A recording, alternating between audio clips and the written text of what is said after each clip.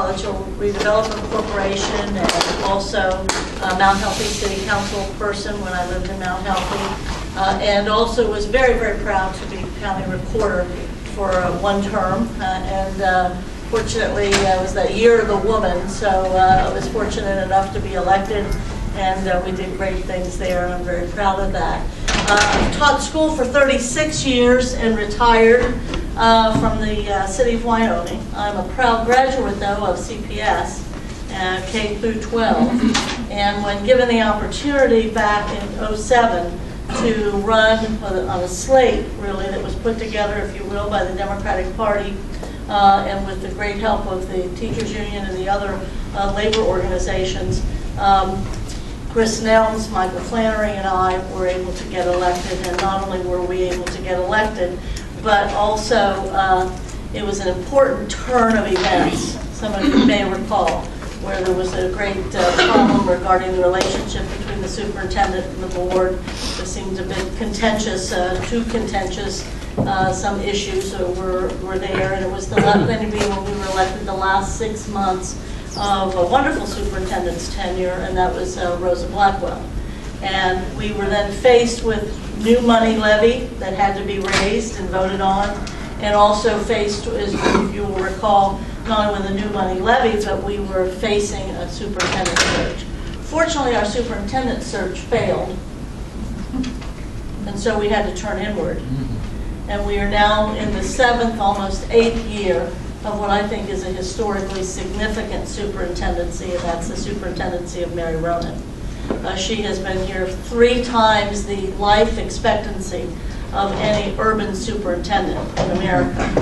Now that speaks well of her, and maybe, I hope, us, but more particularly talks a lot about what Cincinnati Public is about. Not only is she a native of Cincinnati, but also, if you will, came up through the ranks, and actually, even though she's been there for almost 8 years, we've had about 6 iterations of boards in those 8 years. So I think she's lent great stability. I think also her collaborative approach has been helpful, and more particularly I want to also very frankly say that there's been a great collaboration as well between not only Cincinnati superintendent and the board, but more particularly between the administration of the district and the teachers union and the other 5 unions. So we are really reaping the benefits of that. I think we are not only just poised for greatness at this point in time, but actually I think we are national leaders in any number of ways. And we have great decisions that are ahead of us.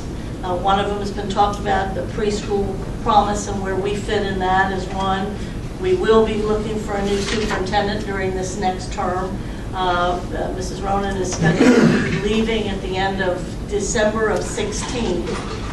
We are faced probably with a November levy of new money. We haven't had new money since '08.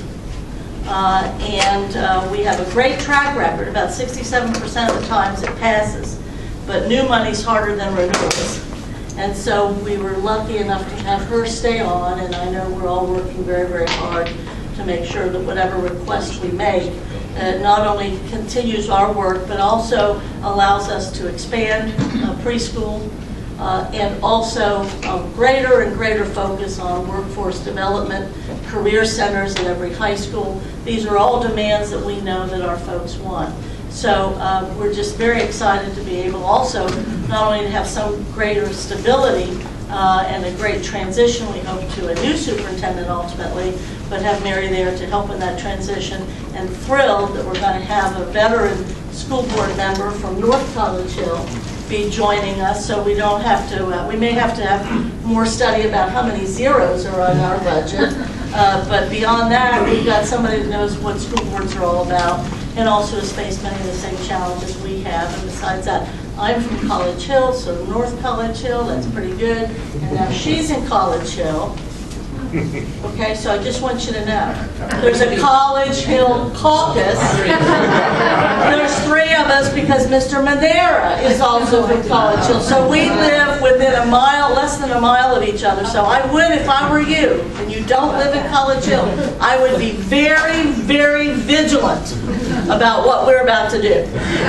No, I'm not. But at any rate, we're thrilled to have Carolyn Jones join us, and even though we don't have to fight or whatever to get elected and do a few things else, we really are very interested in what you all have to say and guide us as to what to do, because we represent you all, and there's been a school board longer than there's been a city council. We go back to 1829, and some days I feel like it. But, Carolyn.